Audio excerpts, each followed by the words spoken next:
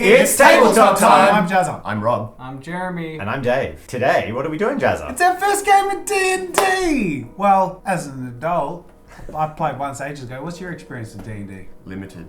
Yeah. Great. The best part of this whole experience, though, is Dave has painted our minis, he's prepped our character sheets, he's prepped all the enemies and everything we need. Absolutely. I will say for those D&D enthusiasts out there that our new players have almost specifically requested suboptimal, terrible character builds, and I've indulged their desires. We're so used to coaching. However, it is fine. I have dialed in this experience for those player characters. So don't get angry when you see that their wisdom modifier isn't quite what you'd expect. They asked for it. I don't get that, Jack. But that's okay. They will. Because they will. I'm speaking to them to the heart. DMs are like, I get you. It's great though because the jokes you make get the people who get D&D will get that stuff. But then the dumb people references that we have, all the dumb people will. They're not dumb. They're just inexperienced. It's easy to learn D&D or any role-playing game for that matter, and I encourage you to try. Prove it. Okay, sure. The first step to learning D&D in a really easy way is to get the DM to do everything for you. No, I just made an enemy of all the DMs in the world. But let's face it, DMs, that's what happens anyway. So basically, we're going to break it down to the simplest of simple in the world. D&D is a game where you go one number plus a second number equals a result. That's it. It's just plus. Okay. 1 plus There's 1. maths, but All right, and I will give you an example of these maths. Number equals. All right. I'm just noting. Jazza, can you tell me, can you see on your sheet, on the left-hand side, there's a bunch of boxes with words in them. Yep, I got them right here. They're your skills. Name a skill, any skill, but one. Insight. Insight. Yep. Do you have a number next to that? +1. +1. So, I will say, Jazza, I need you to make an insight check, and Yep. you will roll a 20-sided dice, called a D20. Yep. And 20! You'll get I know, crit. that's good. Now, some people play with the no crits on skill checks. I play with crits on pretty much everything because it's great. Love critical successes. So a critical success is when you roll a natural 20, and that means that you got pretty much the best outcome you possibly could. Hell yeah. I generally don't play that a 20 is you magically are better than the best people in the world. I just play that for your character skill, that's pretty much the best outcome you could get. So on an insight check, like you just asked for, you'd have a really good gauge on whether that person was lying to you or not. You'd have a really good gut sense. Okay. If you hadn't rolled a 20, you would just add the 1 that you had in insight to your roll. So 8 plus 1 is 9. And you'd say, Dave, I got a 9. Okay. And then I'd tell you what happens. Oh, that sounds easy. Let's do this. Yeah, pretty simple. All right, so there's one other thing, which is combat. Combat is written in your sheets. It's similar, but with one extra step. So the extra step for your character, Jazza, which is Barbarian Man, is that you roll that dice. That dice determines if you hit them or not. And if you hit them, which I'll tell you, you then roll your damage. So next, in this middle block, there is a thing. So let's say your fists. Yeah. So that number is what you get onto your dice roll to see if you hit. D20. Plus 5. So 7. I'd probably say it doesn't hit. But if you hit, let's say you got a 15, which became a 20. Yeah. Then what's it say in the next box next to the +5 for fists? 1, 0. This is so mathy. No, 1d4. A 1d4. So that's a 4-sided dice plus 3. This is a 4-sided dice? 4. 4. So you would have 3, done so 4 damage to them. Okay. And that's it. Oh, So it's D&D, look, this is easy. There's a lot on the pages and there's a lot of depth in the spells and character abilities, but the actual core mechanics is DM asks you to roll something, you look on your paper, and you roll what he tells you to roll, and you tell him the answer. Before we dive into it, one of our encounters will involve some minis today that are sponsoring this video. This video is brought to you by our sponsor, 3D Printed Tabletop, and their new Kickstarter, Uncharted Lands, which has minis, D&D rules, and more. Book, it's STLs, loads of stuff. STL Yeah.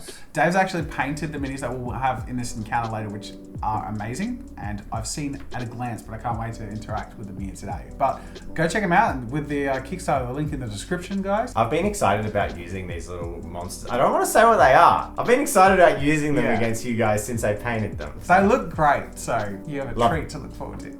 Let's do it. How does this work? Do we introduce our... Yeah, so I'm going to start the tale when you're all ready. So ready. All right, you ready for Tabletop Time's first D&D game? You ever played one on the channel before? Never. No. Wow. Here we go. It's a short one-shot. Do we hold hands? Yeah. Okay. I was kidding. The tavern is bustling. with the sound of patrons in the small town of Riversmouth. This small village is right on the fringe of civilization, on the very western edge. It's a swampy place. It's a dreary place. But it is a place where people find new lives and new beginnings. You three represent some of the more capable members of this fledgling city. Now, you all are in the tavern, and you are all, in some manner, friends or compatriots. We're establishing this for a one-shot because it's important that you can operate as a party. In a full campaign, we would probably extend in your character introduction, meet each other. I personally prefer it if the characters already know each other and have bonds. That Or something unrelated, like we're in the same quilting club or something. Yeah. But you're all known as being capable. Would you like to introduce your characters to everyone? I'm Brig Temperstorm. It's because I have a temper, it's a bit of a storm. But I've tried to get away from my barbarian roots, and I've become a collector of sorts. Mostly trying to deal with things diplomatically, but sometimes the barbarian is required to come out. I'm Valaril Ideal. That's hard to say. I'm begrudgingly a cleric. He doesn't actually enjoy the fact that an entity's picked him up, a deity's picked him up. He likes to get within with his hands as a surgeon and fix things in his own. I've just changed accent. And make his own changes rather than having to rely on this higher power that's unfortunately adopted him. I'm Yorick Grange, and I'm a bard, and I like to play my hurdy-gurdy. You bought your hurdy-gurdy here today, didn't you? Where is it? I did. He bought his hurdy-gurdy. Look at this guy. I bought my hurdy-gurdy. That's a and I'm gonna ukulele. play songs. Just don't take this away from him, Dave. He needs this. It's alright. Because I gave you a lute, not That's a a great hurdy-gurdy. hurdy-gurdy, Jeremy. Thank you. And his character has a delusion. No one has told his character. The delusion is that lutes are hurdy-gurdies. Alright, so you're a bard. Indeed. Okay, you're a begrudging cleric. I do love the idea of a man of medicine who is blessed by God, and you're like, I went to medical school for 10 years to learn how to fix you, and now I can just wave my hand. I refuse to do it. And my hands dirty with the blood. And our barbarian who has retired from the wilds to come and collect tax. Very good. You're all sitting in the bar at the end of your quilting club meeting? Is that what you agreed I think on? so, I yeah. believe so. Sure. We all need an outlet, right? Yep. Okay. So you sit in the tavern. It is not long after the afternoon's post-lunch beering is interrupted by the door slamming open and hitting the wall with that like thud of someone being too aggressive as they enter a room. And an armor-clad dwarf pushes their way in. Their shoulders in heavy armor scraping against the sides of the door as they walk inside. And they look rather infuriated, and they walk straight up to the bar and slam their hand on the table. Oi, give me a drink! And everyone in the bar goes quiet, and the tavern keep looks over and sort of quietly goes, oh, all right, calm down, I'll get you a drink. And yeah, the music that had stopped slowly begins to play again. I pick my quilt back up and continue. I should get another drink. I've got another surgery shortly. Get one for me. Me too. Cool. So you head on up, I'll walk on up next to the dwarf towards the bar and beckon the barkeep over. and he looks a little bit exasperated, but a little bit pleased to serve someone who is not quite as gruff and rough as the dwarf. Valaril, another drink then? Ah, yes, and for me companions, if that's okay. A full round ale? Of course. And he goes and pours out the 3 beers, and as he puts them on the table, a dwarfish hand reaches out and grabs one of the 3 and pulls it in towards him, and then he just starts swilling one of the 3 drinks that you just paid for. I won't have that. And I stand up and walk up and interrupt. Like, Excuse me, but that's rude. and I go to snatch it back off him to give it back to Valaril, who... Do you often stand up for yourself in that situation, or...? I don't know. Am I taller than this person? I'm assuming I He's a am. dwarf, He's a so dwarf. yes. He's Yes. about 5'3". That he's bulky. Yes, and he looks battle worn. He looks like he could split you in half. Aye. Oh, hopefully you never encounter anything that's going to cut you open, because you won't get any service from me from now on. I don't need your service, cut bones. And he looks around, and then you've come up. So we've had your Bragg go up and say it's very impolite. He turns to you, says, "Oh, it's my choice to be impolite." And he looks you up and down, and then he's like, "A man of means by the looks of it." He strokes his beard. I understand it can be easy to get angry if you end up in tangles. But my friends here, we meet once a week, and we participate in crafts that help us lower our tempers. I found it very useful. Feel free to join us. It will put others at ease, and maybe even your soul a bit. Being creative keeps one's spirits up. Aye, I will. And he stands up and strides like in front of you over to the table where Yorick is sitting on his own at this stage. So he goes ahead, carrying, still holding your beer that he's drinking. He's got 2. And he slams down on the table in front of you and says, "Boy, what do you do?" Oh, hello. Is that drink for me? No. Oh, I play music. Is that all? Pretty much. How are you at cracking skulls? I can shoot them. Good. So by this time, I'm assuming you followed him. I signal to Valaril to grab an extra beer, and we head back down to the table and sit with our new friend. I guess you could call him guest. He's in my bad books already. This guy? Yeah. Cool. So you go to sit down, and he stretches out, taking up far too much space, almost uncomfortable in how much space he's taking up in your small table. And he leans back, kicking his shoes off and wringing out his feet. And there's a definite odor. He's been traveling for a while. I think you might have a fungal infection. Why? Maybe so. But the itching keeps me from boredom. What skulls do you think need cracked that can't be solved with a little diplomacy? My lovely Maubrey. Her baby's been taken by the little lizard gits. And I want you all to help me get him back. Well, that sounds pretty bloody important. A baby? Are you the closest thing to adventurers this town has? Sorry to say, I think so. They're quite a reserve. I started to go Irish too. I'm Scottish. I 50 gold pieces Oh, to the group that can get my lady's baby back. Hey, it's a lot of drinks. And now that I'm going to get you all to make a perception check. Tell me what you got. 11. Ah, natural 20. 24. Okay, cool. Valaril, with his elven or half-elven hearing at the distance, hears a shrill voice. My baby, my precious baby, bring it back to me, please, someone, anyone. And it's sort of like melodramatic moaning that is almost at odds with the severity of the situation. Does anyone else hear that cat dying? The dwarf seems like he doesn't notice. Just me? Yeah. The other 2 don't hear. Well, I guess we'd need more information if we're going to help. Yeah, I can tell you where they are. Over by the eastern ridge, past the old farm, the desolate windmill. They've taken up place in, well, where the circus used to be. Circus. And there's not been one around for a very long time, but there's sort of a historical, there used to be, decades ago, a big circus that lived nearby. About half a day's travel. Wait, 50 gold pieces is a lot of drinks. yes.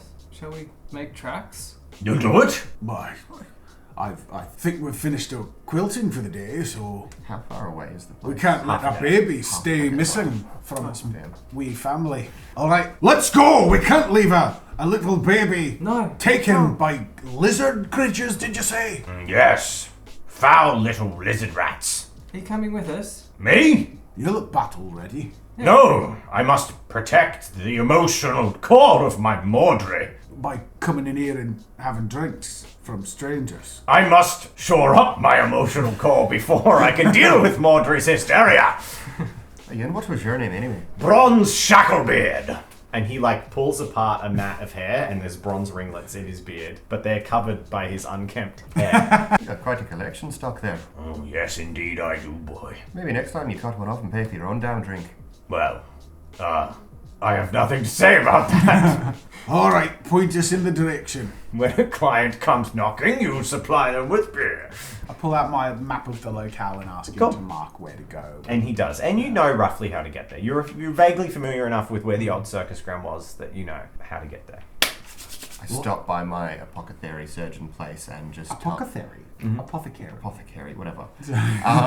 And tell my apprentice just to cut off whatever was happening because I had a surgery to go to in my head canon. Your apprentice looks up at you, and he's like, "Cut it off, sir!" And then you look down, and there's a young girl with a sort of a minor laceration in his hand that he's stitching. And as he says it, his hand reaches for a hacksaw, and the girl's eyes just widen, and he's like, "Are you sure, master?" And he's lifting up the hacksaw. Like, just do what's best, and then I walk out. Wow! I don't know. I'm Valaro! gonna make a wisdom check for his boy. young apprentice. Oh boy, uh-oh. Halfway down the road, you hear a shrill shriek. What have you done? But thankfully, moments later, you see a young girl bolting down the street with your apprentice come out the front door shaking a sword. And she's just running away. Oh, man. Suddenly Safety forgetting the innocence of the game. Her minor cut. Love it.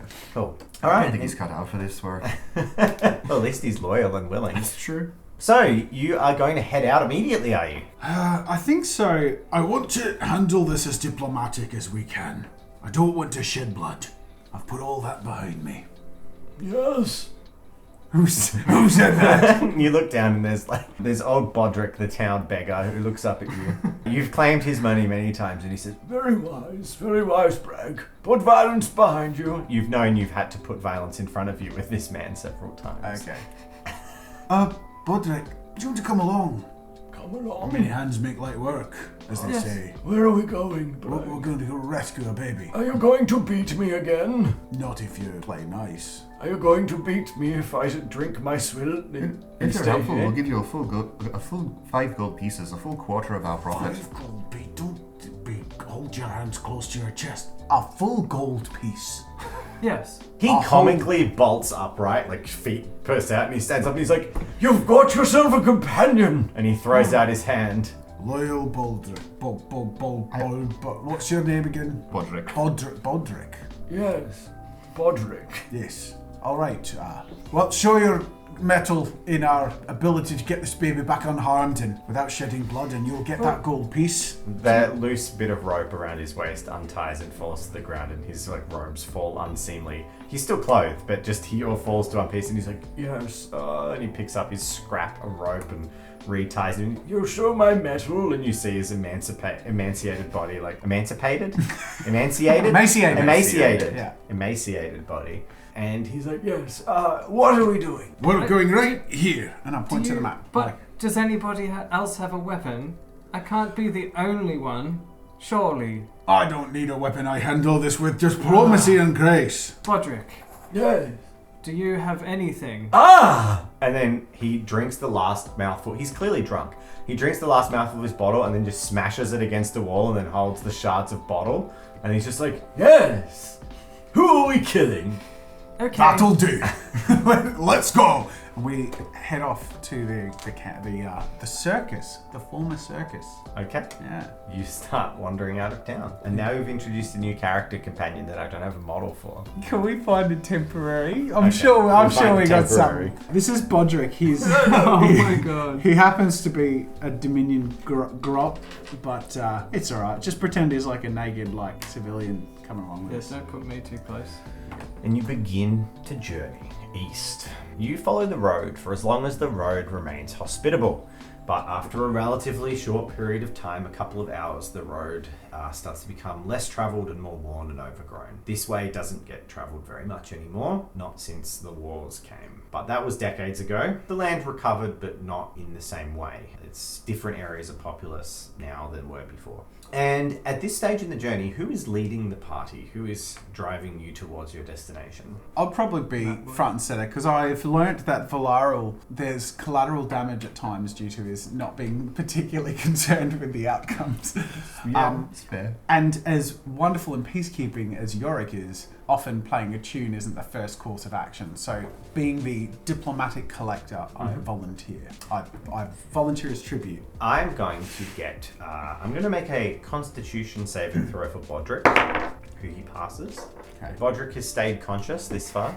Now I'm going to get you to make a survival check. Now survival is your... D20? Yep, so it's your tracking and your ability to sort of navigate. So 18. 18. Braig successfully navigates very well. He keeps you to the path even when it becomes overgrown. There's a little bit of area where a riverbank has spilled and pushed over and completely sort of changed where the path would be. But he navigates you through that and onwards without too much difficulty. And after probably 4 or 5 hours of journeying, the sun fully sets and you are in the starlight. Or it begins to set. You may decide to change what you're doing. Lovely walking in the moonlight.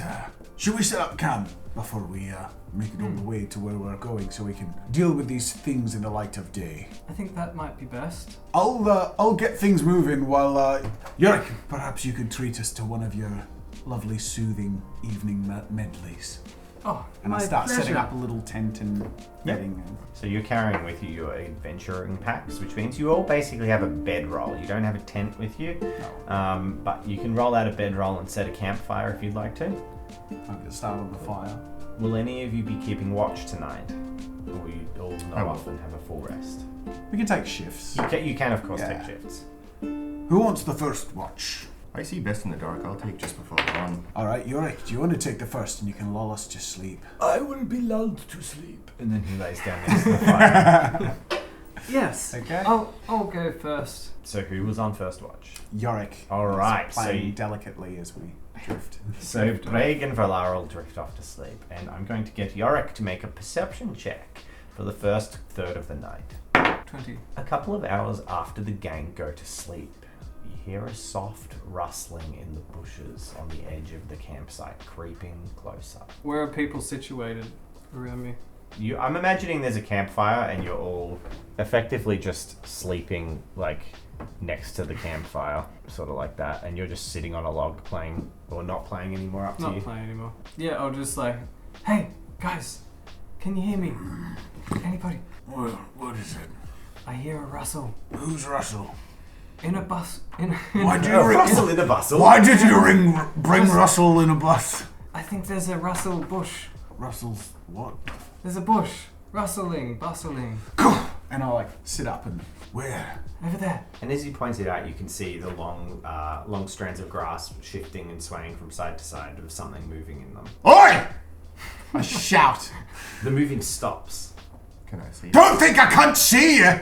There's no response. Can I see it? You could see the rustling, and you can roughly see the area that the grass was rustling in. Okay, but my dark vision doesn't allow me to like penetrate. and The hide. grass is tall and thick, Okay. and it wasn't right at the edge, so it's like further into the grass that there's movement. It may be a Pokemon. Hey, is anybody a good thrower? Just toss a rock at us. I pick up a rock and piff it into the grass. All right, I'm going to get you to make an athletics check. Athletics.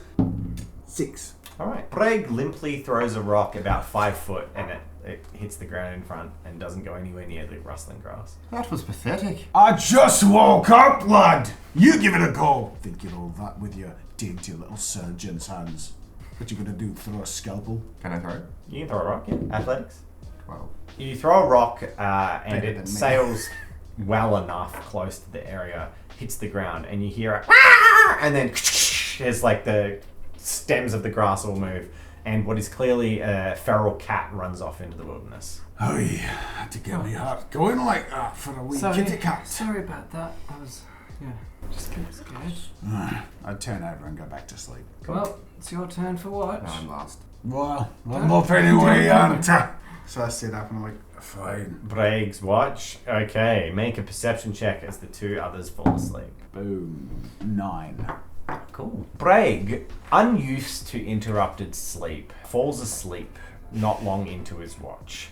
And I dream about keeping watch. I'm gonna get. I'm gonna get. It's very productive. So Valaril is a high elf. You're a full elf. So you are vaguely aware of everything happening around you. You're in an elvish trance, and you only need 4 hours. So after your elvish trance is completed, you bring yourself back to awareness, and you notice that Braig has completely fallen asleep on his watch, but nothing seems to have happened. I'll just take over. Make a perception check. 14. And you watch, and you wait, and you listen, and you watch the sunrise over the gentle hills of the area. And the morning comes. Slowly everyone wakes. Nothing I would like happens. to kick him awake as the sun rises. Cool.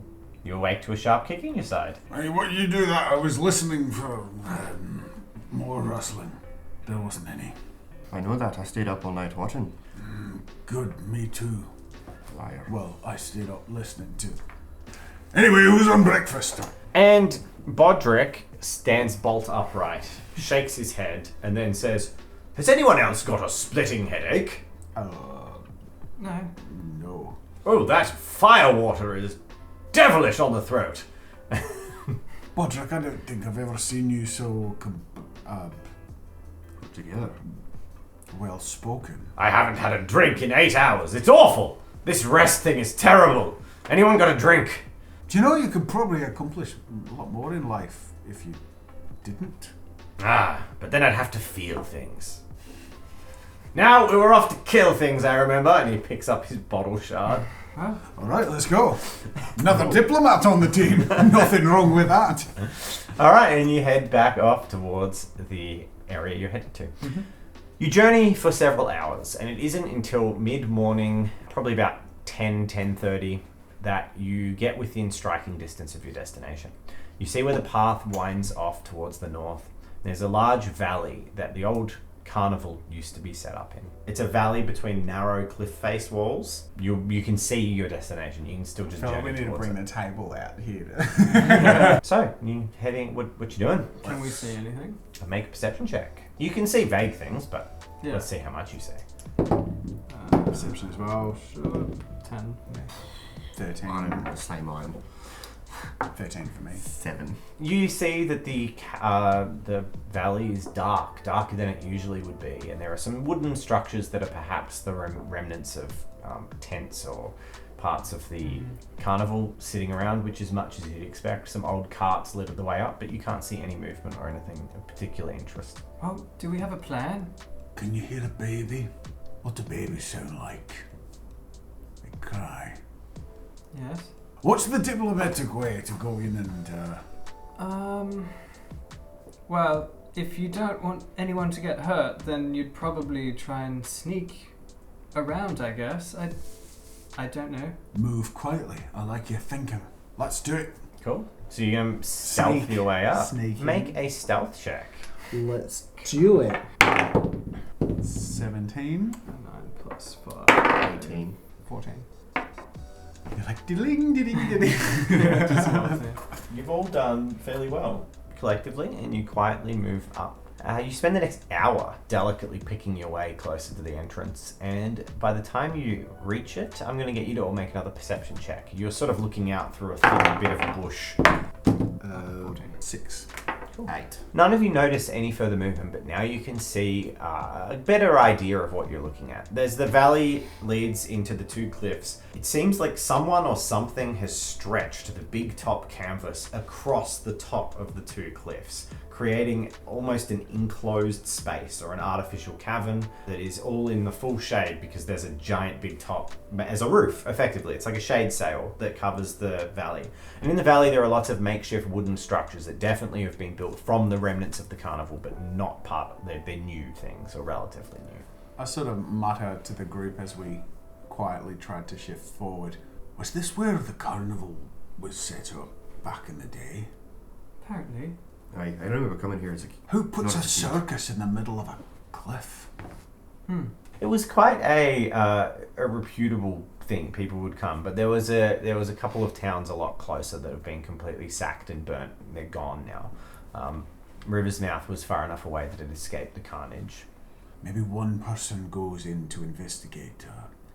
Bodrick, do you want to wander in and see what there is? Come back and tell us. It'll be quieter that way. Gold up front, and I'll do it. Do we have any gold on us? Yeah, I'd say you're level 3 adventurers. You all should have it on your sheet, or at least some of you should. Do I have any drink on me?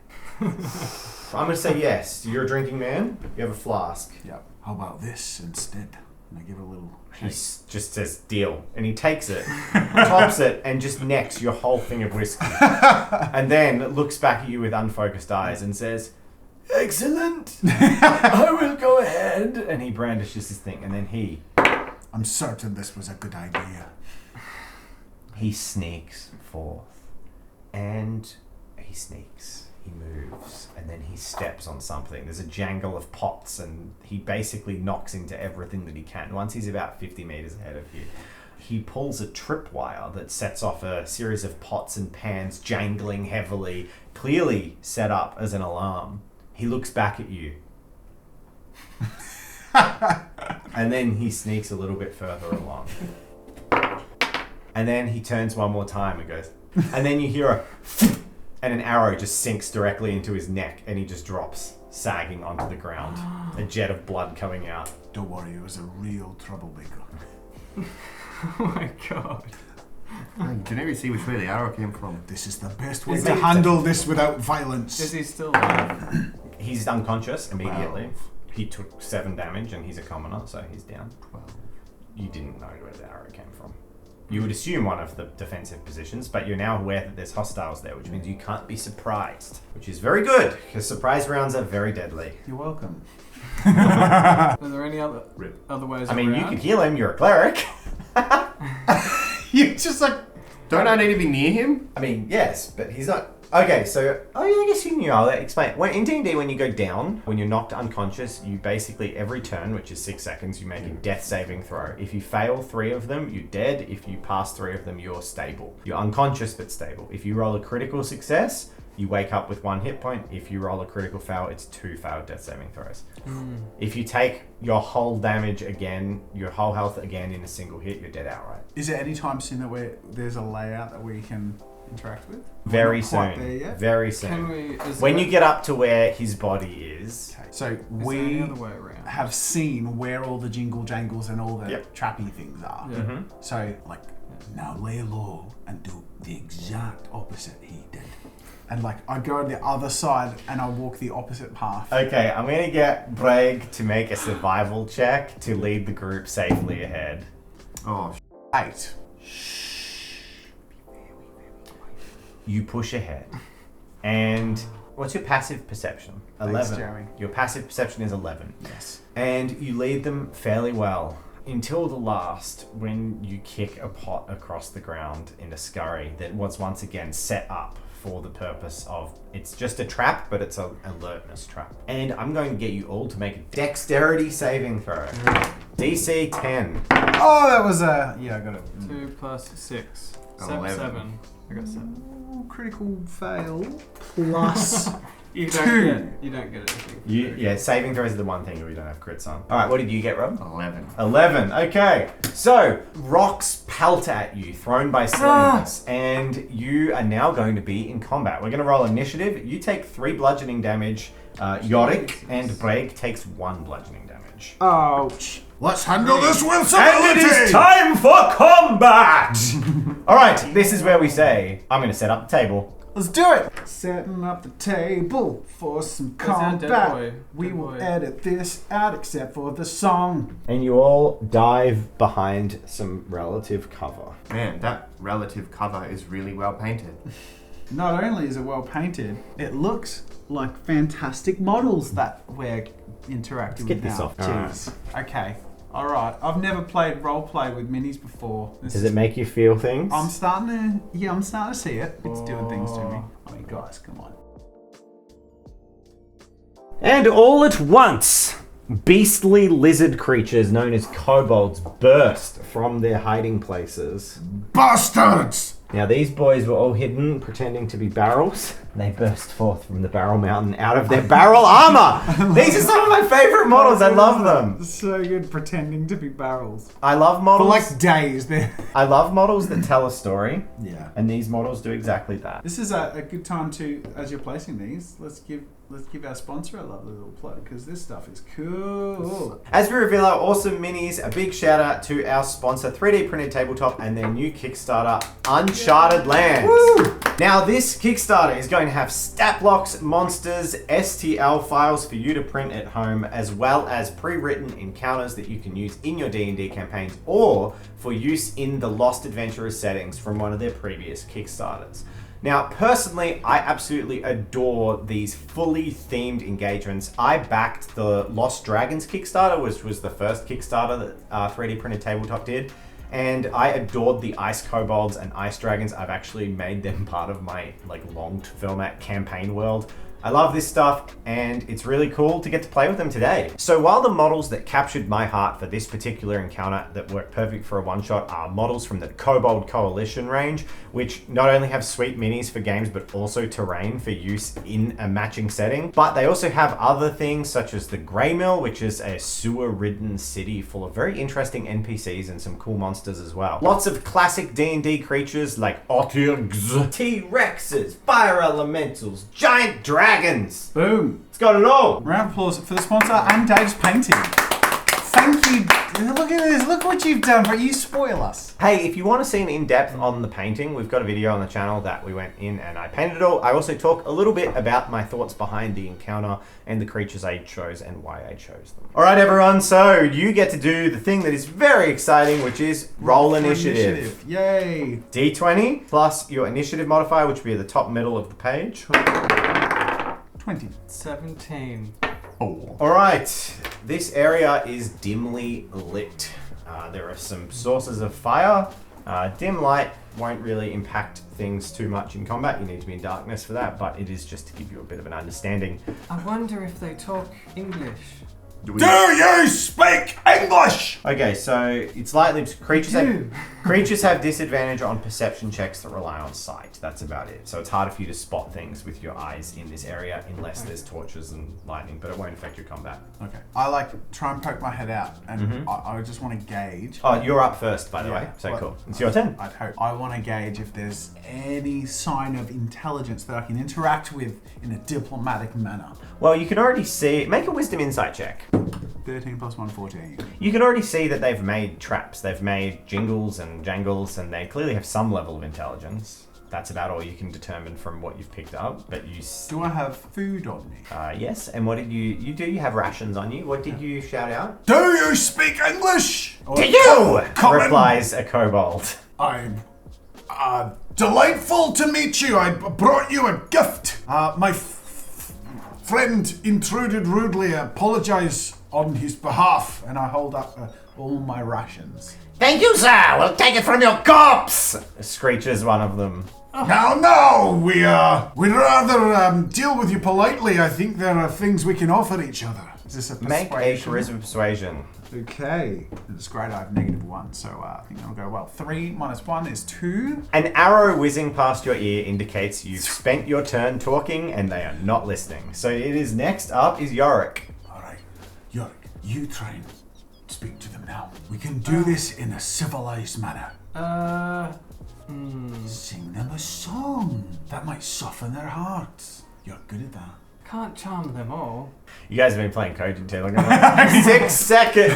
I don't play like the hard and fast. You have more than. But keep in mind that you're in combat order, and if you spend ages talking back and forth, you'll lose your turn. But I don't. You can spend more than 6 seconds. You don't have to be super stringent on it. But if you actively choose, you're going to try diplomacy and make some checks and do that. That'll generally take your turn. How far away is this? Can my bow hit Each him? square is Sorry. 5 foot. I think I can reach that. Your range is 80 foot on your Yeah, bow. I'm gonna. Now, the ones up on the towers, I'm going to call them as in partial cover. So they're +2 to their armor class because of the angle. It just makes them slightly harder to hit. Alright, well, I'm gonna That was low visibility, wasn't it? Yes. shoot. You have dark vision, so it doesn't matter to you.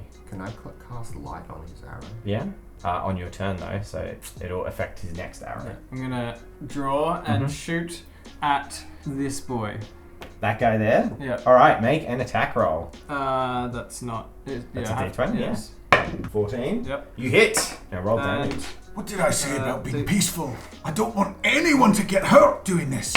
I'm sorry. It must be done. 7. 7 damage. Ah! There's a screech as an arrow sinks directly into this kobold's chest and it drops dead. Oh wow! He could have had a family. He shot at you. Well, he does have a family, at least part of it, and if we don't get there soon, he'll be very full of pieces from that baby. That's true. As you were. Get him! There's a screech and the kobolds begin to run at you. So you can move 30 foot as standard, depending on your race, class, your armor, etc. You three should all have 30 foot. Yeah. Kobolds also move 30 foot. Each square is 5 foot. And diagonal. So diagonal, now there's a few ways of doing this. One of them, the common way, is diagonal is just a square. I hate that because it doesn't make sense angle-wise, because the distance of 6 diagonal squares is so much further. Yeah. So the way to get around that is there's a D&D rule where every second diagonal movement you make in a turn costs double. So this would be 5 foot, that would take it to 15 if you did a second movement in a row. So, not in a row, just at all on the turn. So 5, 10, 15, 20, 25, 30. 5, 10, 15, 20, 25, 30. And these kobolds who rushed forward, they all spin these slings around in their loose hand and sling rocks towards you. So these three are all going to sling a rock towards Breg. 23 versus AC. So you look at your armor class and you tell me if 23 equals or bests your armor class. It bests my armor class. Okay, the next 15. sling is a critical hit, which means I Great. rolled a 20. So that means he does double damage against you. Cool. And the third kobold sling is a 14 versus your armor. That is just under. Okay, so that misses. So the first kobold slings at you and does 6 bludgeoning damage with his rock. Oof. And the one that there's one just flies towards you and hits you directly square between the eyes. And it does 8 damage. Oof. So you're already taken a massive amount of your health. And that kind of thing is the sort that makes a barbarian very angry. Yes. However, these two are going to sling at the archer who shot their companion. And the first one gets a 14 13. Yep, hit. hit, so that does 6 damage. I'm rolling max damage on all of these. This is not good. The next one gets a 16 and 15 and hits you, Yep. and does a further 5 damage. Oof. Where are you? Oh, you got 9 health. No. Oh, no. What's he got? 4 health. Yeah, 4 hours. You're almost down. Am I just gonna party wipe? Do I have a healing potion? You have cure wounds as Yeah, I a spell. This guy is going to shoot. So this guy, he loads up a Molotov cocktail in his crossbow and just fires it directly at Rob's character. Am I not like partially obstructed? Is that not You a are. thing? You Scalpel. 21 versus AC. Yeah, no, that's a hit. Okay. You're rolling really good. I'm rolling so hard. It sucks. I'm rolling so hard. This is our first game. We're going to end up in tears. You're going to be dead. I like this character. Yeah. I like your character. What? You have 4 health left. Yeah. You got a rage. You take half damage when you're raged. Okay, so the glass shatters across Valarl and douses him with thick, sticky fire, and he ignites on fire. Yay. It does nothing now, but at the start of each of your turns, you'll take damage. However, you can use your action to make a dexterity check to attempt to stop, drop, and roll, but it uses your action, which is tough. This guy does nothing. This guy shoots an arrow towards Valarl. 14 versus AC. 12. Yeah. Even with your cover. So partial cover is, yeah. So you guys not having armor is problem. I have leather It armor. seemed He does- like they were great He character does choices. minimum damage. He does 3 damage to you. Great, cool. And then it's Valarl's turn. You take Save us, Valarl. How far you apart? take 1 damage from the fire. How far apart are these dudes? Roughly like 5, 15, 20, 30. 25, 30, probably 40 foot. Which is the one Diagonal that, can- the second which is the one that diagonal threw the cancel. Molotov at me? That one shot the Boy. Molotov at you. I would like to Also, use, you took 1 more fire damage, which you're on fire, remember? I would like to use one of my spells. Okay. Assuming it works in the way it does. Mm-hmm. The target moves towards you by the shortest and most direct route, ending its turn if it moves within 5 feet of you. I would like this one to move towards me. What's the spell? Command. So command can't make creatures injure themselves or put themselves at risk. Oh, so I can't make him walk off the edge. He will climb down. Oh, He that's won't. that's not the shortest or most direct route. It is just safely. So command works, and he will take the shortest route, but he won't jump to his death in order to come to you. Oh, I He'll don't wanna do clamber that down. then. Yeah, that's no fine. fun. Yeah, remember, level 1 spells are generally unlikely to do... Like, I think there's a later spell that basically dominates them into doing whatever you want. That is just like, come here! And he's like, oh yeah, no worries, and he'll clamber I down. have suggestion, which I think would function a bit more like that. They still will never... Those low-level charm spells, you can always assume they'll never do anything that will bring harm to themselves. Trust Rob to try and force the game to do Luckily, exactly what he wants. D&D has really clear-cut rules on all this stuff. All right, well then I'm going to try and put my fire out. Okay, so make a DC 10 dexterity saving throw. Dexterity. Hey. You succeed, and you put out the fire. And that's my turn. Do you have any bonus actions you can use? You might have cantrips that cost a bonus action. Okay. You can also use your movement to go prone, which causes things to have disadvantage when they're attacking you at range, but advantage up close. So it's Oh. probably... Yeah, I'll do that then. You're going to drop to the... There Roger. are kobolds Yep. within clubbing. Yep. Can I move to here and then do that? Yep. Cool. Okay. So you're just ducking cover. Oh my god. Yeah, you stop, drop, and roll. It works. He stops, drops, and rolls. Very good. So far we're nearly dead, writhing on the ground to recover from burning. This is going awfully. I'd say this is going pretty well. But don't worry, I will say, the thing with these low-level encounters in kobolds is generally the first turn is their best turn, because you saw that one arrow put one down, just dead out of it. So while they have numbers, they have strength, but as soon as you can whittle down their actions, you can do well. How many can you attack at once? Well, you currently have one attack. If you go into a frenzy as a frenzy barbarian, you can use that bonus action to make an additional attack. Is that the end of the turn? Is it my turn now? It's your turn. I am pissed. Okay. So this turn, if you want to go into a rage... Bragg turns away from the kobolds and dramatically towards the fourth wall Yep.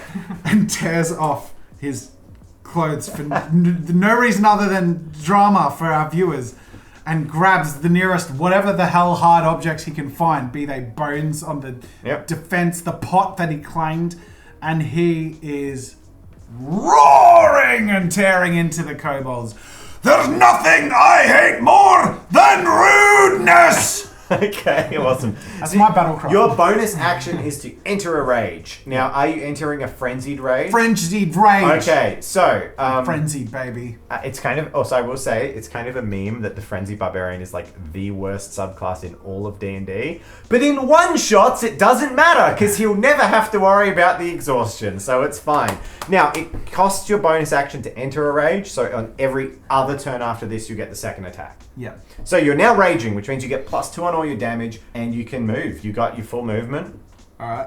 And you take half damage, which is very important. Okay, I want to get in the middle of there. Make movements. Okay, so I can... Go. Is 30 that speed? So is that's that 30 foot, so 6 squares. So 5, Yep. 10, Yep. 20, No, 15. 'cause it 15, wasn't going. 20, 20, yep. 25? Because it's Yep, double. so if it's your second diagonal, it adds 10. 25, 30. 5. Oh, yeah, 30, because it's every second Yeah. costs double. No worries. So I bolt into the midst of the fray and behind the cobalt that's hopefully struggling to turn around in time because there's a freaking barrel. Yep. And I smash him to crack his skull open. Okay, make an attack roll. Are you recklessly attacking or not? Now that, I'm recklessly so you're attacking. throwing all defense away? Yes. So you get advantage, which means you get to roll that twice and pick the highest. D20. Yep. A D20 twice. You get to roll it twice, pick the highest Yeah, result. before 2 1s. Okay, 17. and a 2. I pick 17. That is fair. You swing your fist or improvised weapon, it doesn't matter. You have the Tavern Brawler feat, so they all do the same thing. And you hit, connecting with the kobold's head, the back of the head, in fact. Roll damage. It's very satisfying. So he rolls. Usually Sorry. with your bare It's fist, very fun. you would do a whole of 1d4. 1 damage. But you have Tavern Brawl, so you do 1d4 plus your strength. 1d4 plus strength. Plus 2, because you're raging. So Plus 2. That is 4 4. plus... So 9 plus 2, 11. what's your strength? So 5. So Plus 5 strength. So 7 Oh, plus plus 2. my strength Yep. is 3. Yep. So 4, 5, 6, 7, 8, 9. 9 damage. 9 damage. There is just like this sickening sound of a skull cracking as your fist dents a full inch into the back of this thing's head, and you draw it back like a pneumatic piston, and the kobold just drops dead off your hand. Can we have the corpses on the battlefield? It's- I want a little battlefield with It corpses. becomes very unclear as to what's conscious or unconscious, but if you would like them to be, that's fine. Corpses are fun. Okay. I'd like to see our art as we create it. That's very psychotic. We are painting a Okay. picture in blood. Maybe I do want to kill these players. Alright, so Bragg runs in and piston kills a single kobold. Yorick's turn. I am going to shoot this boy here, and I'm going to roll 6 plus 5. So 11. Your arrow goes and just spins out the front of his wooden barrel. But as a bonus action, Bardic Inspiration. So who are you inspiring? I'm inspiring Brian. Play like Eye of the Tiger or something. So Let the bodies hit the floor. you get this very special sparkly Bardic Inspiration Ooh, dice. And that yay. dice you can roll. Jeremy will tell you when you can roll it. He's the bard. Alright. But basically you can use it to add to a roll and then it's gone. It's like an expendable resource. For 10 minutes, Saving the throws. can add it to one ability check, attack roll, or saving throw. Yeah. But you can only hold one at a time. Alright, so next up we have the kobolds. Yorick knows my workout pumping songs, so he's like playing my pump Oh, song. I didn't use my movement. Oh, you can use your movement. I'm gonna move just over this You way bastard. a tad. My cover. Okay, He so was your cover. Yeah. I'm going to 4 health. I'm going to utilize probably my favorite one of these kobolds are one of my favorite things in all of D&D. That's why when I saw them I had to paint them. This kobold picks up a little box off the stand and he just throws it off the edge and that's his action. It hits the ground here and smashes into the ground and you just see a swarm of writhing centipedes in the space. Oh. So this is going to mark out swarm of writhing centipedes. That Yeah. ghost for some reason. They look very hostile and horrible. And then we have more kobolds. This kobold is going to continue to do nothing. These kobolds, oh my god, we're just gonna mob Brian. Bring it, you rude bastards. That's all he can move. Then your mother teach you any manners. Alright, so you're just about to get mobbed by kobolds, but the two that are next to you attack you. And as you have recklessly attacked, they have advantage. So they get to do the reroll. The first one gets a 22 versus AC, and he does 5 damage, but you half it and round down, so it's 2 damage. Okay. The second one gets a 16 versus AC. That does hit. That meets your AC? Yeah. Cool. He does 4 damage rounded down, so 2. You take a total of 4 damage from those 2 kobolds. Yep. And this kobold archer is going to return an arrow to the archer that is firing and shoot at our bard, who has how much health? No, you can't live that. You're a cleric. No, you're a cleric. He's a cleric. He's got cure wounds. Or surely. Come on. Surely you have cure wounds. Spare the dying. He doesn't have cure. Oh yeah, because you specifically said you refused to use your magic to heal people. You've already rolled. No, I haven't. I haven't looked at the dice. And this is what happens when you make unconventional D&D characters. An arrow sails out towards our bard, the only one with actual healing spells. No. 8 versus AC. Arrow sails past and hits the dirt next to you. So lucky. Hits the person laying down. And then we have Volaral. I have a question about prone. Does it take a turn? Half your movement to... Rob's going to spend the whole game But if trying to someone gang is the prone, system. Do they have to do something to get out of prone? You just stand up. It takes half your movement. But it doesn't stop you from attacking. No. I could write a It's thesis just on movement. why I hate prone in D&D. No. There's Doesn't. no penalties to being on the ground. You can be on the ground next to someone and just stand up. You can be dead next to someone, be magically resurrected, and in the same 6-second span, stand up and attack them. No penalties whatsoever. If that's the case, I would like to use command in my second level slot, so it affects 2 targets on these 2, and say drop, which means they drop whatever they're holding, which I'm assuming Okay, is so their they make a weapons. saving throw? They do need to make wisdom saving throw. The target drops whatever it is holding Okay. and then ends its turn. Oh, that's fine. But it takes place on the next On turn. their turn. Yep. So their wisdom saving throw on the left one fails, and the right one gets a 13. What is your total spell casting? So your spell DC is 12, which means a 13 passes. So the left one What's fails. the plus 4 spellcast mod? That's for ranged attack rolls, but it's the same thing. You add it to 8 for the Okay. DC. Okay. So the DC was 12, it got 13. So 1 passes and 1 fails. Okie dokie. Who's up next is Centipede Swarm. I got myself in a pickle. Insects don't follow orders, but I did That's just what I was- randomly roll you. Ah! So the insects swarm forth and attack you. They actually Yay. share your space. Nice. So they swarm into your space. You're covered in centipedes that attack you, and they critically fail. Centipedes just fall off you and don't do anything, unable to bite through your thick barbarian hide. And then at the end of their turn, they may disperse on a 50-50 chance. They do not disperse this turn, so you still have a swarm of insects all around you. Sick. And then we have Bragg. I am going to kill Barrel Boy. The one with the barrel lid? Yep. I'm going to grab the lid and slam it onto his head. Okay, improvised weapon with his own hat. I love it. Yeah. So make an attack roll. Are you recklessly attacking? Of course I'm recklessly attacking. Okay, so you I have think advantage. I asked if I'm recklessly. I'm going, Recklessly attacking rude people. Don't be rude. 18. We'll I'm let it rolling slide. twice and picking the highest. Yep. Is that what I do? I pick 18. Yep, you hit. Yep. Roll now damage. D4 plus 5. So that's 4 plus. That is one very dead kobold. You break his neck as you just smack, and he just get back into the barrel and falls on the ground.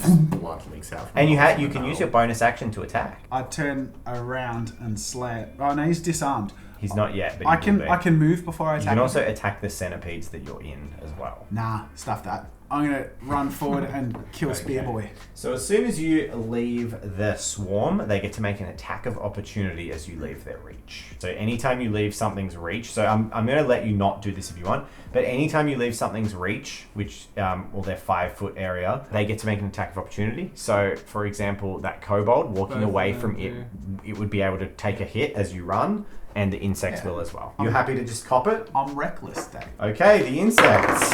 Oh my god. What is recklessness if it isn't reckless? They get a 16 versus AC. Babe, How much health do you have? more than you. Yeah. Insects do 4d4 damage. Oh, that's. Oh, if I'd have known that. They could leave you with 1 health. 5. They could leave you with 1 health. So they do 8, which is halved to 4. Okay. And the kobold attacks you prior to being disarmed and gets a 22 versus AC. And he stabs you for a mighty 1 damage once rounded down. Okay, I'm on 12 health. Cool. And now you're going to attack this other kobold. Make an attack roll with advantage. Attack roll. Again, recklessly. You just punching this guy. Yeah, slamming in the face with his. I grab his own spear and I slam it against his face. I'm a reckless You're attacker. still reckless, so you get to re-roll that. 6. 2. So you take a 6. What's your plus to hit? Improvise plus 5. So you go from 6 to 11, and a kobold, you go to grab his spear and he pulls it out of the way, and you miss. I'm just thinking you could have used your bardic inspiration. Oh! You may. I will allow. That's May fine. I? Yes. I You use roll that because I'm. So you add this to your attack roll? He goes to pull his spear away, and I'm like, not with my inspiration, you freaking don't. I grab it with my other hand. The memory of a guitar strum. I hear like a solo in the background. Okay, you hit. Roll damage. Hell yeah. Boom. So how do 2, you do 3, that? 4, 5, plus. You smack this one. Hell This yeah. one doesn't explode in a gorish way. You just knock him and he just drops unconscious. Yeah. It's like just straight back like a log. Everyone needs a good soundtrack. Yeah. Well done. Yorick, Alright. what you doing? I'll shoot this guy right in the. I an attack attack the roll. darkness. Oh. Have you seen that? The arrow swings past and misses. And I'll use my bonus action to inspire Braig again. Okay. Pass Hell on the yeah. magical note and give him his magic dice back. We need, You've done we that? need the So- scrum. so- we so, need. We yeah, can't. yeah, sorry. no, yeah, okay. We can't have the bardic inspiration with. Yes! Beautiful. That's what we like. Okay. Got my soundtrack! And now it's time for the kobolds to get their revengeance. So, this guy pulls out another vial which seems to be of a noxious looking green liquid, loads it onto his crossbow and fires it directly at Braig. Who? And he misses with both shots. Well, with the single shot with advantage, but he misses. Next up, we have this one who's going to also... This one's going to fire another arrow at the annoying bard to stop him in his tracks. When I say with reactions, do I have to react now before you say something? You can use... Well, it's not that strict. So what Okay. react... Would you No, like to use I'm gonna react? wait. Is it gonna hit me? I don't know. Does 11 hit you? No. No. Then an arrow sails past you and doesn't hit you. Indeed, it does. And that kobold drops his knife and then just stands there. Oh. This kobold is going to smack you on the head. He runs away from the violent-looking barbarian and goes to smack the cleric who's casting spells at his people. Reasonable choice. He has advantage because you're prone, and he rolls 2 natural ones, critically failing. He flails madly about, trips over himself, and falls on the ground. Love that. This is the rolly corner. Like, that's where the party's really happening. I shout, Because- I'll have what they're having. Valaral, what are you doing? I'm looking at my spell list. I love that you guys are just basically doing nothing at the back while Brake's just like, you're dead! And you're dead! I would like to use inflict wounds on the dude close to me. Okay, so you make an attack roll. The hit modifier is 11. You And it missed. says the target takes 3d10. You missed. Is there anything I can do to change that? Not if you had Bardic Inspiration, you could. but if I no. could turn back. And you do expend the spell slot. So basically, you empower your hands with necrotic energy, lunge towards him, and he pulls back out of the way. And the spell is spent. Your attack missed. Does he have disadvantage because he was on the ground and he was something? They're or both on the ground, so Oh, they I just see. can't. They're both just attack as normal. But he rolled 2 1s. That's why he's on the ground. If I'd have stood, would I have had an advantage? Yes. Well, why didn't you tell me that? Take it like a champ. Come on. Just roll This his is what dice pain again. feels like. No, Rob. no, no. Feel it. No, I'll take it. I'll bitch about it, but I'll take it. This is what low-level casters always feel like. I play a wizard, and you're like, I use my expendable resource. You miss. Cool. And then the barbarian's like, I attack twice and kill everything. Oh. That's the experience of spellcasting. Yep. Okay, I'll take it. That's Okay. fine. What now? Okay. We next have Yorick was up, and then Uralarol. Centipedes are first. Hell yeah. 50-50. 1, 2, 3. It's kobold eating time. They attack the kobold. Yeah. And they miss. But the kobold swarm, the swarm is now with the kobold. And then at the end of their turn, they dissipate. They'll just scroll away and disappear. Next up, we have Braig. Yep. So just want to gauge options here. Mhm. I like the idea of collapsing that tower. Very difficult. How difficult? They're Very difficult. nailed together. If I You could do it. You if I could do it. charge at it and recklessly slam myself Yep, into so you have it to advantage crush on it, your strength athletics check. I'll make it a strength athletics check, but the DC is going to be very high. I'm being reckless. And even if you succeed, you're going to bring a tower down on top of yourself. I don't know how else to get this across. Go for it. I don't think people Charge it. quite Possible. understand. I'm doing Alright, it. I'm just going to go up front and say that your DC for smashing one of these barrels out and knocking down the tower is going to be... See, ordinarily I'd say it would be 25, but it is pretty shoddy, so we're going to go 20. You need to get a 20. Okay, Just move your character up because you are charging up. Yep. So you're just spear tackling the barrels out of the tower. To Yeah, bring it pretty down. much. Yep. Yep, cool. I kind of hope this I works. kind of hope this Me works. too. I yeah. think it's we Alright. gotta get. You this have drama advantage in on there, this baby. check. Okay, what does that mean? Means you get to roll it twice, pick the highest. Yes, that's 11, which is Plus 5. okay. You can, yeah. So 16. So 16 or 10. 15.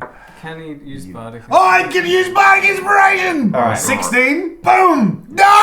Oh. One shy! One shy! Braig charges full bore, smashes I bloody weakened it. his face into the tower and takes 6 damage halved. You take 3 bludgeoning damage, which is good because if you spend a turn without doing or taking damage, your rage ends. Okay. So Cool. So you this bludgeon was a- your nose. And, This was you a break. wise choice. Yeah. I weakened the tower. Come on, give me that. Yes, it is weakened. I'll give it as weakened. The DC is now 15. Were you to attempt it again? One of the barrels sags loose and the rope is stretched taut. Good to know. You even Okay. shook when you hit the table. Oh. And you know what? I'm going to make a dexterity saving throw for the kobold on the top. As the whole tower, he does pass. As the whole tower rubbles, he manages to stay there. And now, Yorick's turn. I am. You know you want to inspire me. That's my last inspiration. Oh, is it? Ah! The song comes to an end. No, there's. I mean, it will be. He has one more. Oh, okay. I'm gonna shoot this boy again. Cool. Make him attack roll. You hit! Hey. Nice. And Roll it's damage. a D6. 1 plus 3 is 4. So your crossbow bolt slams and just the arrow sort of cuts against the skin of this thing's shoulder and it just has a bloody score on it. But it isn't bloodied. It isn't significantly injured. It's just taken damage. And I'm gonna use my last These bardic two inspiration. seem hardier than the rest of them. Are you inspiring me? Yeah. Yes! Thank you, sir. I feel very uninspired right now. You're not bloody standing out! I'm fighting. I'm fighting, I you am a said, support writhing class. on the ground. I am a miscasting support class. He's a support class who doesn't support. I made him drop a weapon. That helped. Good job. Yeah, true. This is great. Underappreciated. Not wrong. Alrighty-o. Oh, and I can move, but I won't. Can I get cover? You can hide behind that and get some cover. This Sure. thing? Yep. That's cover. Yep. And now it is the kobold's turn. This kobold bends down, picks up his knife, and then runs over here. Ah! This kobold stands up. Now, I run a very special rule in my games, and I'm going to run it for you today so I can expose the world to it. I don't like that standing up from prone while you're in combat is completely, penalty free. It doesn't make any sense, so I actually allow standing up from prone in combat to provoke an opportunity attack. So he provokes an opportunity attack from you. Rob's like, I like this rule. I would like to attack him. Okay. You have disadvantage as he's now I think that's how it works. You're prone. Yes, you have disadvantage because he's now standing up and you're not. And he would have been able to do the same to you last time. What would you like to attack him with? You can't use spells on your opportunity attacks. My bone saw. Cool. Make an attack. So you have disadvantage. So the best you're going to get is a... I get +3. So 9. The best you're going to get is a 9, but you still need to roll because you might critically fail. Do I roll again? Yep, because you have disadvantage. So this isn't same as gonna go advantage, but you well. pick the lowest. But it could go bad. Oh, Yeah, so 19. you keep the lowest score though because it's disadvantage. So you swing and you miss. They stand up. One of them is going to, the one that picked up its knife is going to attack our poor lad Yorick. And it gets an 18, so a 22. Good knowing you. And does 6 damage. I'm unconscious. It sinks its knife in and Yorick falls unconscious to the ground. The other one is going to attack kindly. Valaral. It gets 20. It hits. Oh. And Valaral takes 3 damage. You're going to party kill us. I may party kill you. I don't know if I can party kill you. Alright, this guy clambers down halfway down his pile to about here, and then he's going to attack you. He's going to have disadvantage on this attack, but it's cancelled by your reckless, because he's basically hanging with one hand off the side of this thing and stabbing at you with a spear. He gets a 23, sorry. He stabs you with a stick, and as the stick hits you, you realize that it's a stick with a scorpion tied to the end of the stick, and the scorpion just smacks into you and then stings you with its tail. Ah! And Rude! you take 1 damage, For now. and then you make a Constitution saving throw. Okay. Yeah, 20. So you succeed. Yeah. The poison courses through your veins, but your body resists. Squeeze it out with my will! So it would have done 8 damage, but because you passed your check, you take half. So you take 4 poison damage, Damn. and he is hanging off. This is going to be a just above your TPK.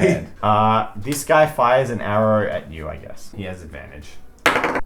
He gets a 22, and he does a mighty 2 damage after halving it. I've got 2 health left. Oh my god. This is going well. Okay, I'd say this is Valaral. Very This well. kobold spends his turn saying, "You'll pay for my kith and kin that you have destroyed, Interloper." And I'm gonna get Brake to make a perception check. Okay. 12. Is it 11? Sorry. You hear a soft noise, an unusual noise from inside the skull fort. Perhaps the sound of something small and vulnerable. No! And next up we have, Valaral. I would like to use my second level 2 spell slot to use command and flee on these 2. Okay, so they make wisdom saving throws, and then Flea makes them use their turn to run as far away from you as possible. Yes. Failed. Passed. The one will flee completely. Can I pick? Sure. This one runs. Yeah, no worries. He's going to run away. He's scared of you, right? On his turn, right? Yeah. Okay. So they stay for their turn. I'm still dead.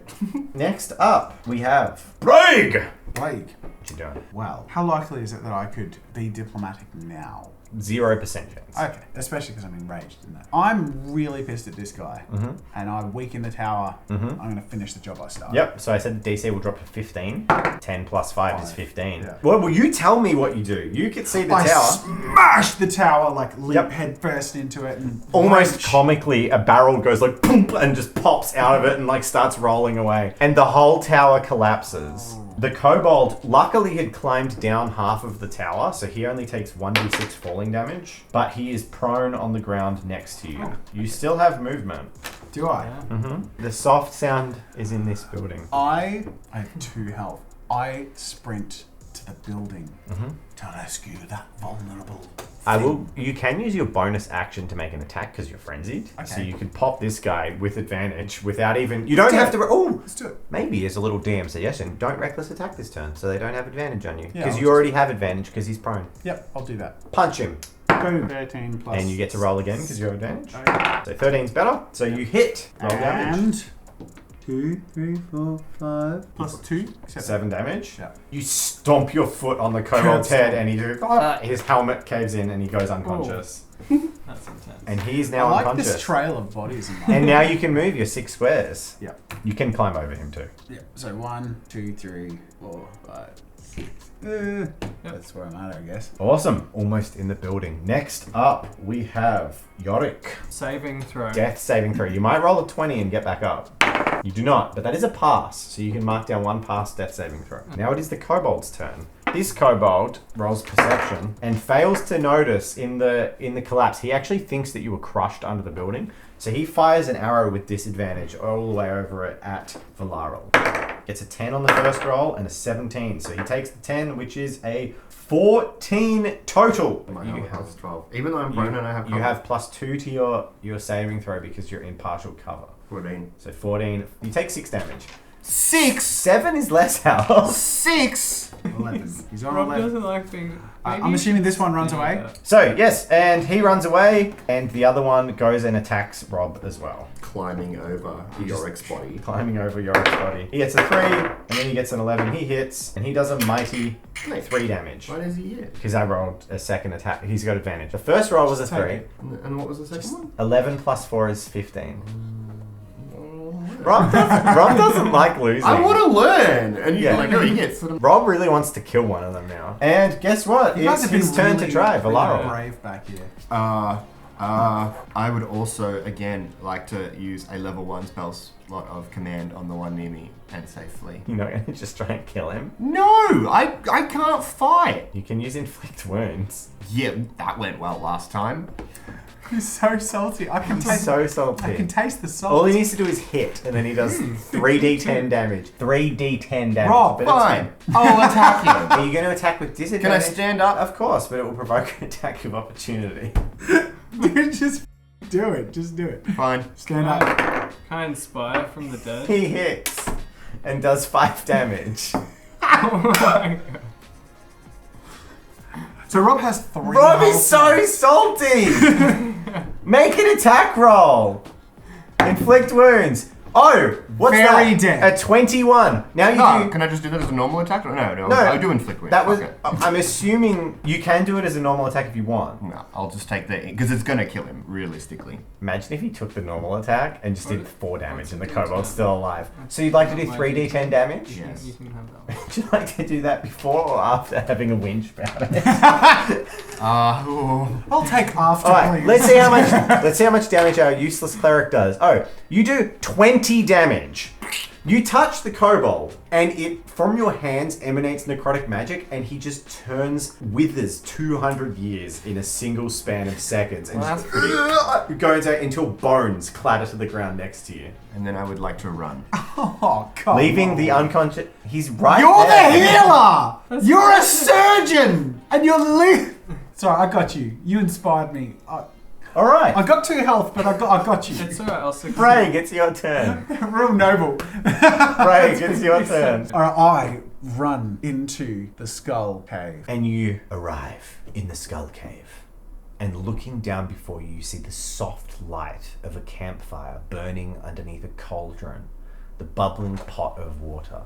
It smells delicious. You can see a plate next to you with herbs and seasoned vegetables all chopped up and ready to be added to a stew. But next to it, sitting in a basket, gently yipping, is a small, fluffy dog with a bow in its hair that has been stolen by these kobolds. No! And I slap the puppy into the stew and walk out. What? Your payment! You're gonna kill a dog! He's gonna die. I'm still angry. I'm in my rage mode. I'm in a puppy kill sort of mood. I was in a baby saving. I was in a cancelled, Jazza. You're gonna get cancelled. It's imaginary puppy stew. It's 50 gold. It's a one shot. Alright. So you're abandoning your job and you're killing the puppy. I'm really angry. Look at this. Make an attack Look at this roll wake against of the puppy. destruction. This wake of, Make an attack roll against the puppy. this wake of destruction on the way to rescue a baby. All right. Make an attack roll against the small puppy with the bow in its hair. You know, me leaving a girl to 20 natural! Freaking 20! The only natural. You crit! Roll damage!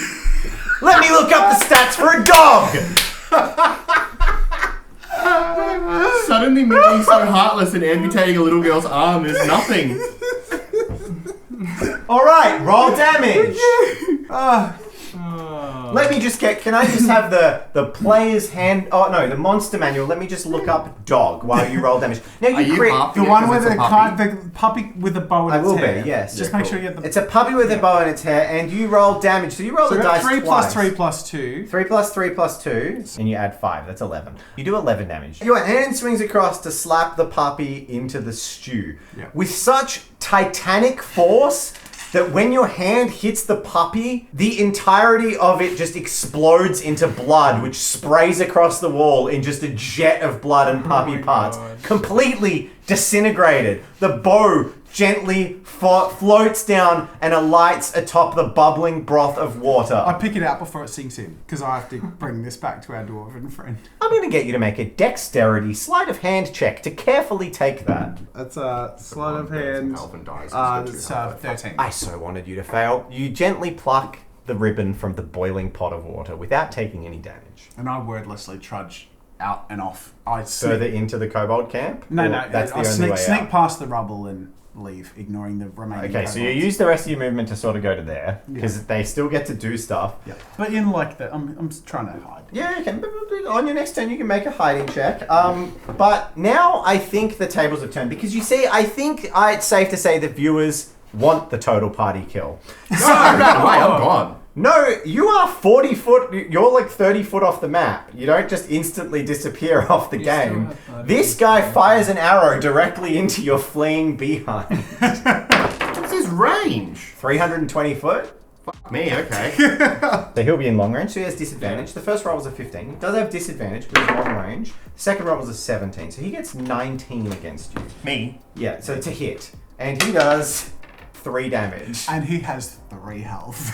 So as the surgeon runs, there's and an arrow sinks into him and he drops to the ground. This is poetry. This is pure poetry. But this now guy- I see why people like D&D so much. Yeah. It's all to the dice. Okay, your turn. Make a stealth check. Yep. A critical fail. It's a 1. And you continue to run away. Yeah. Kobolds, But can yeah. he use bardic inspiration? No. On the crit fail, it would just add a D. It would still be an awful check. So you like trying to hide in an open field, and then a 11 versus AC. Fails. Fails. Cool. And then we're just gonna disadvantage. 11 fails, and they get one more turn of shooting you before you run out of the range. Can we do our saving throw?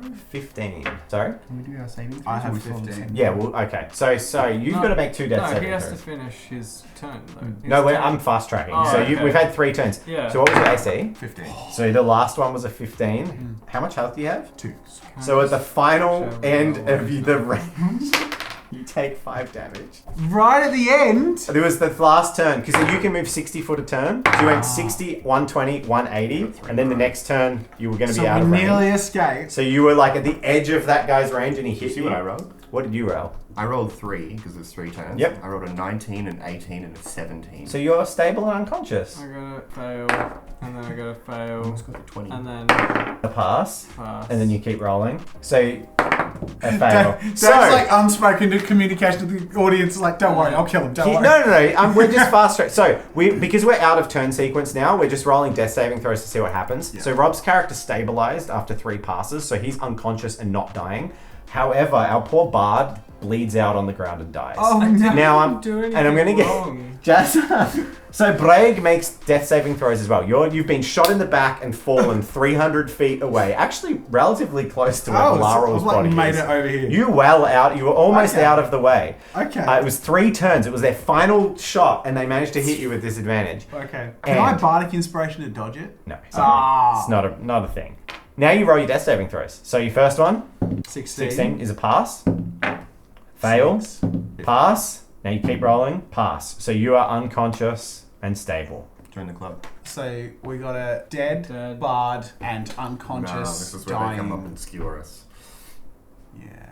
6 hours later, rustled to consciousness by the smell of smelling salts, a hideously evil barbarian and cruel elf awake in tepid water, firmly bound and very bloodied. Around them, a small gaggle of kobolds sits. One leans in and says, "You're a monster, even by our standards," and beckons to the absolute gib-ified They were gonna eat the puppy. dog I finished what they started. dog guts, and they says, "That was to be a gift for our king."